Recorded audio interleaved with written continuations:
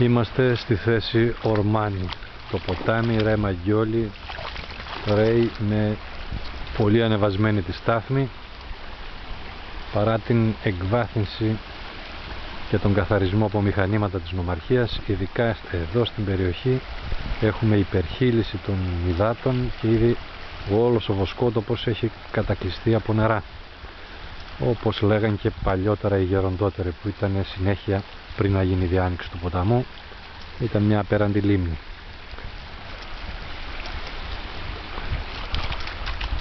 Η γέφυρα έχει καταστεί αδιάβατη και από τροχοφόρα δεν μπορεί να προσεγγίσει γιατί βουλιάζει. Βουλιάζει ο δρόμος πρόσβασης λόγω